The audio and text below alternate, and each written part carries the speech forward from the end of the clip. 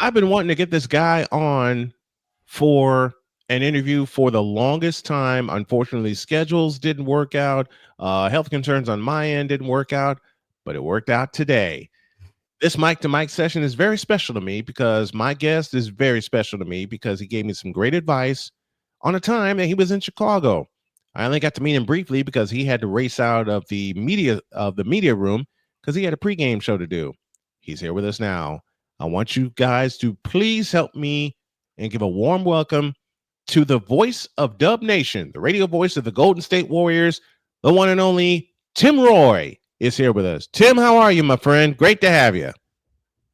I'm doing great. It's great to be on with you and get a chance to talk with you again. It's it's a beautiful time of year in Northern California when you get to fall.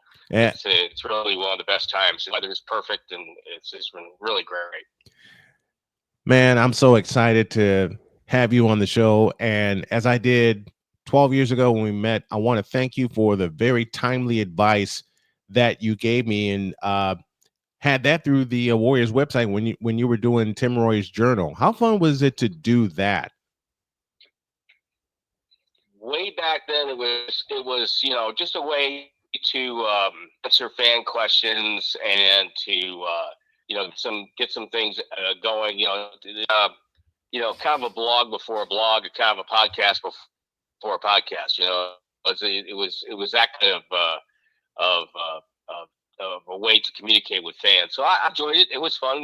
It served its purpose, and then kind of the journal kind of got obsolete as we moved forward with technology. So it had its time and served its purpose, and the bosses liked it. They liked having reaching out to fans. So that's always a good thing. And back in the day.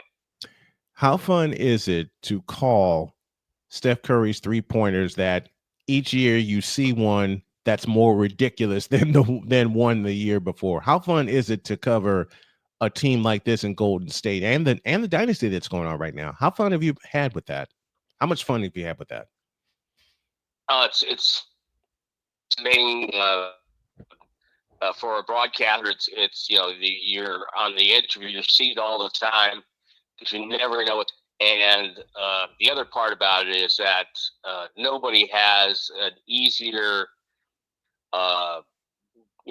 people to work with than I do.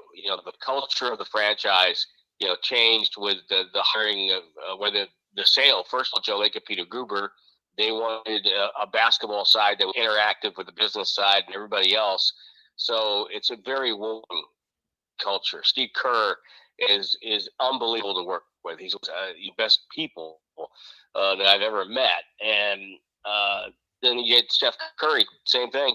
Steph is so welcoming. He's so relaxed, and if you sat down next to Steph and talked to him, you wouldn't have unless if you didn't know who he was and you sat down and talked to him, you wouldn't know he's a superstar. Because he just doesn't have that gene in him. He likes to welcome everybody, and so I have a very easy time. And then you throw on top the stop play, the fact that I'm watching the better play basketball, and all of that. You put all that together, and I really am in a great spot. From your eyes, the night that Steph broke the all-time three-point record, and he did it at the Mecca, Madison Square Garden. From your eyes as a broadcaster, how did that feel? Well, it felt wonderful. I felt so happy for him. Behind all of his talent is a work ethic. There's a reason to accomplish all this, and that he just got his body toned right after a tough couple of years to start his career with his ankle problems. And he works on his game. There's a little method to the madness. And again, I talk about how what a great guy that he is. Here's what happened after, he breaks the record. The game ends. His family's there. He does national TV.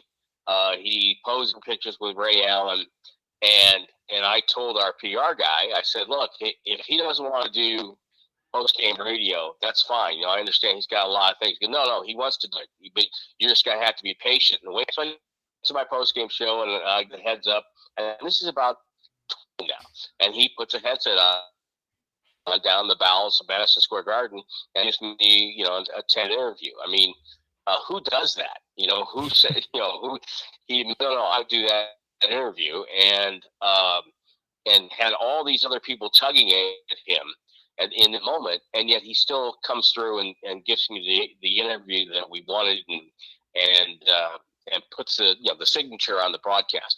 That's the kind of guy he is, and I was so happy for him because he had all this pressure on him coming out because he was such an exciting player, and then he's proved to be the best player in that draft. Got a text. My dearest wife is listening while she is at work today, and her question to you, Tim Roye, is how'd you get started in broadcasting? Well, it's really all I've ever wanted to do. From when I was 8 years old, this is the profession I wanted to get into, and the first thing I did in high school was I was a public address announcer for a Twilight baseball league. For college players and guys come back like that. So I did that for a couple of years, and then when I got to college, I went to a small college in upstate New York, and it's great because I got on the air right away. And the schools like Syracuse or Boston University, you kind of have to wait in line, until you become a senior, and then maybe you get a chance to do something. So I was getting up on Sunday mornings to go do what was a club hockey program. They were trying to go Division III, and so I would go put a headset, coldest, and do club hockey game. At the end of my sophomore year, a local station in town needed a backup minor league hockey announcer, and so I was still in college. They hired me because, as I say, I met up young. I was not naive, and I was cheap. So I got a job, and I was running the campus station at that point, going to school and doing hockey games here and there. I would get the Thanksgiving game in Erie, Pennsylvania, or ride the bus to Johnstown class the next morning. That's how I got my start. But I realized right away that I loved it, and I thought it was just the best thing going.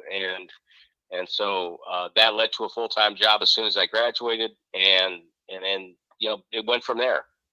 How'd you land with Golden State?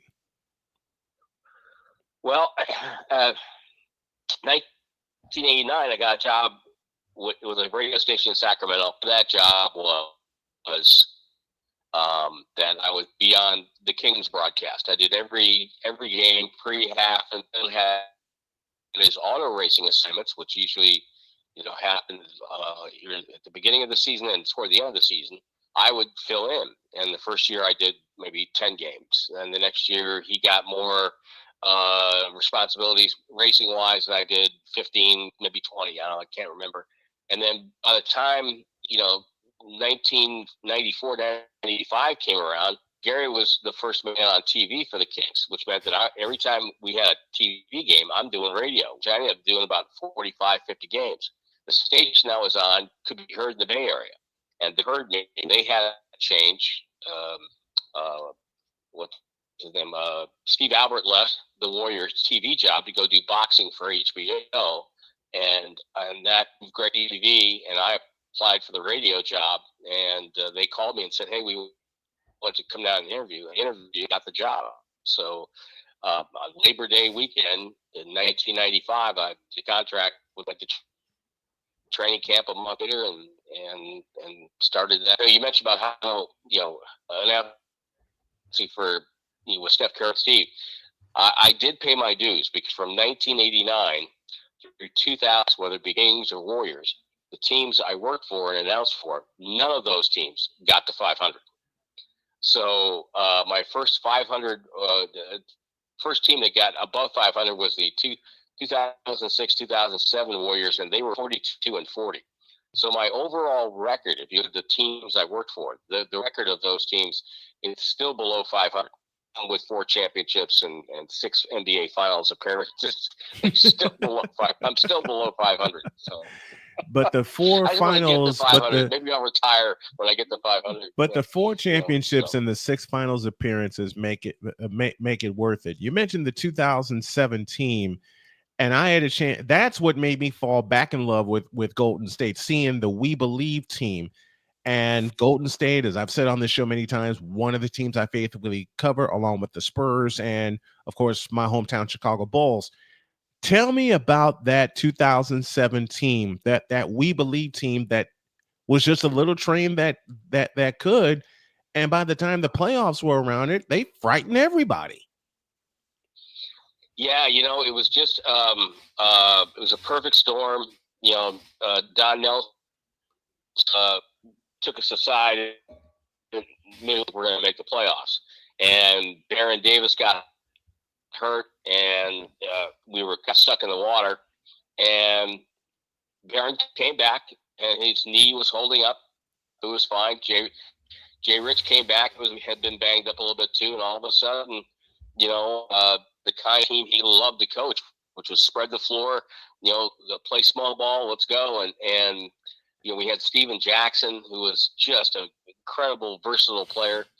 And all of a sudden, they started to knock off teams, started to win games, started to beat good teams. And, the one game, I can't remember, I think it was in March, where all of a sudden in the arena, the fans started chanting playoffs. And, they got in this race, the Clippers, and beat them out, I think, by a game. Mm-hmm. And final day of the year up in Portland, and got the first round matchup with Dallas, and they had handled Dallas rather easily throughout the regular season. They really Dallas had matchup problems with us, and then before one, Avery Johnson, with a team that had won 67 games, changed his starting lineup to match up with us. And I thought, oh my goodness, we got a shot. They don't know what to do with us. And so won that series. So it was one of the most incredible things that I've ever gone through was that. The Oracle was deafening. It was so much fun. It was loud. It was just great stuff. Really, that year I'll never forget. Even with all the changes, how fun is it to be a part of Dub Nation and knowing what they've accomplished, knowing what they've gone through? How fun is it to be a part of it?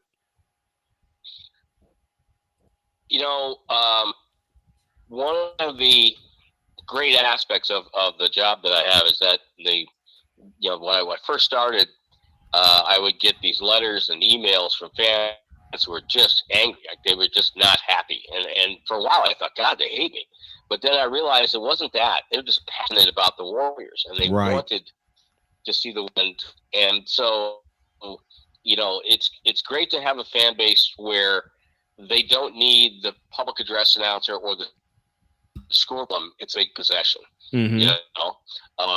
Warrior fans start defense chants on their own. They don't need the scoreboard to prompt them to do that. They're smart fans. They're great fans, and they are just with the Warriors. So I'm, 99 times out of 100 at home, I don't have to worry about energy because they bring the energy, and I'm just lucky to have that.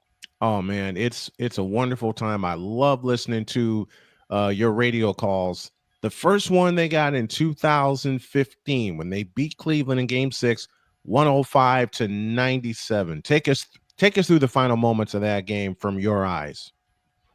Well, what I wanted to convey, first of all, I was working with Tom Tolbert, and about 90 seconds ago, because hey, this one's over. I'm going, I said, so much for the drama, It's like,